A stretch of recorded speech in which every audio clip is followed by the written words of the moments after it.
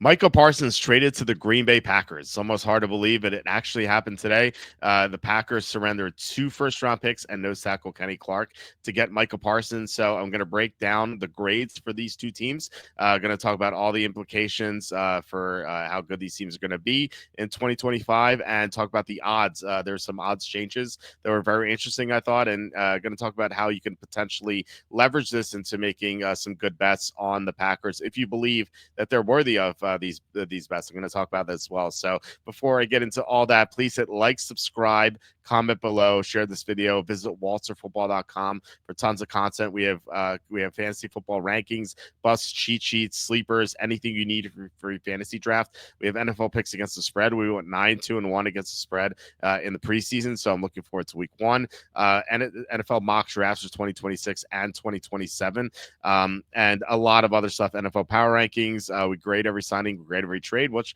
we'll get to right now. But yeah, it's all at walterfootball.com. It's all free, so come check us out.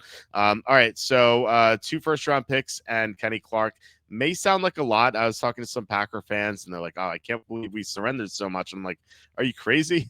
This is I think an absolute steal for the Packers. These 2 first-round picks, unless the Packers suffer catastrophic injuries throughout their whole roster.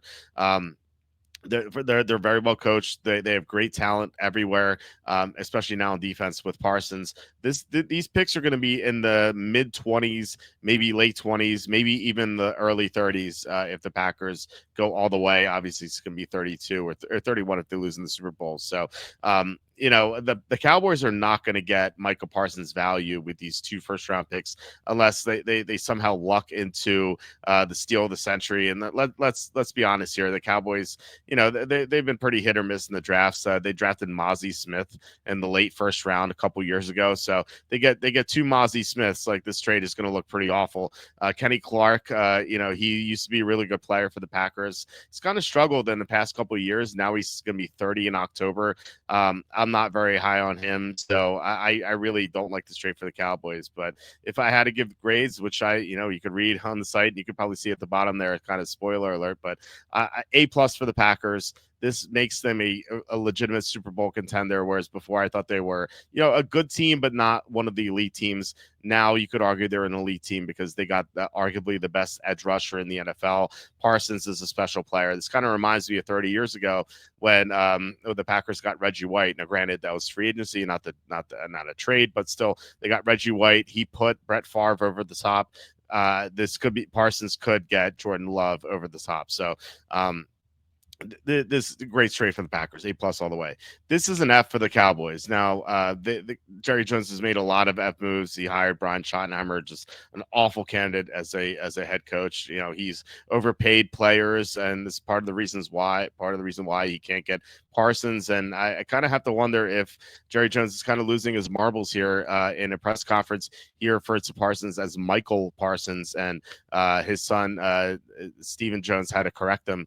It's kind of embarrassing here. I think Jerry Jones has to probably relinquish his control over the team, which I don't see him doing. But it's kind of an odd trade for Jones because given his age, you would think he'd be more all in, like pay Parsons, pay all these guys. The cap is not like so restrictive. If you have an owner willing to pay a lot, you see the Eagles as an example. They sign everyone. They don't care. They kick the can down the road with the cap. Like, teams could do that. The Saints have done that for a long time. Like, you could do that if you're Jerry Jones, do that. But like, now he's kind of like in a rebuilding phase. I heard the opinion that they want to trade these picks that they acquired plus their own to get Arch Manning. Arch Manning may not declare for the draft this year, so they may have to settle for Lenore Sellers or Garrett Nussmeier. So this just kind of a mess here for the Cowboys. They're kind of becoming the laughing stock in the NFL. Kind of sort of like the Raiders in Al Davis's final years. Like, Al Davis was a great owner for a long time. The Raiders had success for many years, and then toward the end, the Raiders fell apart with Al Davis because he was losing his marbles too. It really reminds me of this. The Cowboys are just in complete shambles. Wouldn't surprise me if they finish with the worst record in the division. They have the third toughest schedule in the NFL. So it's going to be very, very tough for them to compete, especially without one of their best defensive players. So The two first round picks might be appealing, but I love the Peter Griffin meme from Family Guy, where he gets to choose between a boat and a box, and he says there could be anything in this box, even a boat, and that's kind of like the thing with these first round picks, like they could be these first round picks could be anything, even Micah Parsons. So they already had Parsons. Parsons is only 26. It's not like he's a 30-year-old who's going to decline soon. Like he's in this prime. So the Cowboys just kind of embarrassed themselves here. The Packers won this trade by a mile. I don't even like. I don't understand how anyone can convince themselves that this was a win for the Cowboys. It certainly was not. All right, so I'm going to talk about some of the odds. So week one, the Eagles were -6.5, and now they're -7.5. So this line moved up 1 point with the Cowboys. I'm going to be posting my picks very soon on Tuesday. I might post this one early just to make sure everything is working on the site. I might post this one as well, the Brazilian game. So yeah, this line moved from 6.5 to 7.5. The Packers line, they host the Lions in week one. They were -1.5. Now they're -2.5. So both the Packers moved up 1 point. The Cowboys moved down 1 point. Kind of makes sense. And by the way, the Packers play week two. On Thursday night. So I imagine Jane Daniels is like, oh, well, at least we don't have to play Parsons twice. He has to play him once, and he has to play him sooner than he thought. But Packers are -3 against the Redskins in week two. Some of the futures, and I think the futures are more interesting here. The Packers have moved to 12-1 to win the Super Bowl. I believe they were 20-1. If I'm not mistaken, I'm not 100% sure on that, but they were around 20-1. Now they're 12-1. They're the fifth favorite, which kind of makes sense. I moved them to either 6 or 7 in my power rankings, which I updated today.